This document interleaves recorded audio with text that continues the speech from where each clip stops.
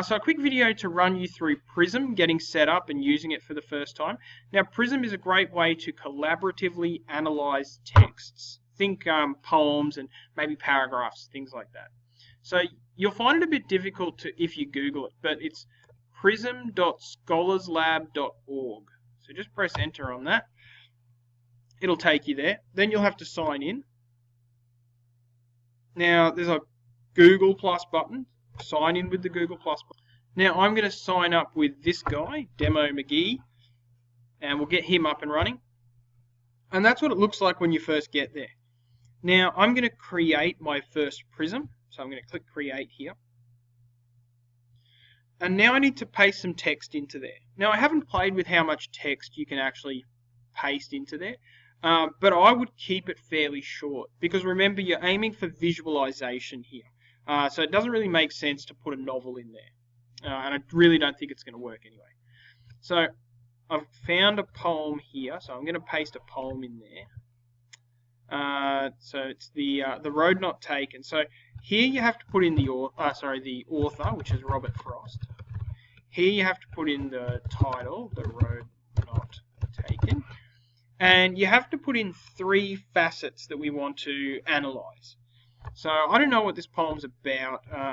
Choice, fate, and I don't know, maybe age, mortality. How's that? You can tell I'm not an English teacher. Okay, after that, all the way down to the bottom, create prism. And your prism's created. Now, any prisms that you've created, you can go and check out here over by My Prisms.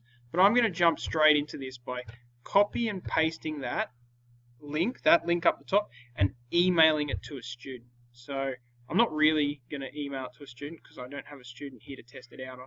But I'm going to open up an incognito window. This is going to be my student. So when that gets emailed to a student, it'll ask them to sign in as well. They can sign in with the Google Plus. They can use their Nudgy email address to do that with. Done. And then, ta-da, they've got Robert Frost there. They've got their 3 highlighters here, and they can start clicking and highlighting and clicking and highlighting and clicking and highlighting, etc. And then when they're finished, they press Save Highlights.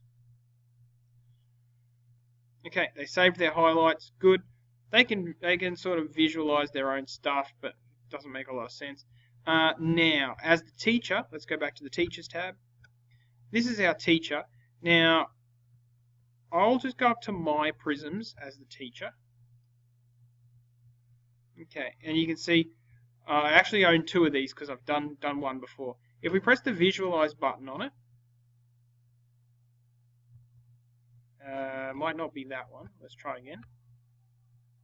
If we press the Visualize button on it,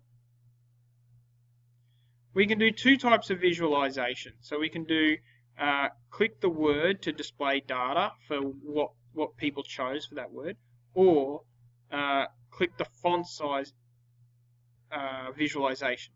And you can choose blue, you can choose red, you can choose green. You can see this is a bit boring because there's only one student that's done it, but if lots of students do it, then those words start to sort of jump around in size and stuff. Okay, there's Prism, how to get set up with it, how to send it to a student, and then how to visualize it. Lots covered in that video. If you have any problems at all, send me an email if you want to know how any of that works or you're not sure. Alright, thanks.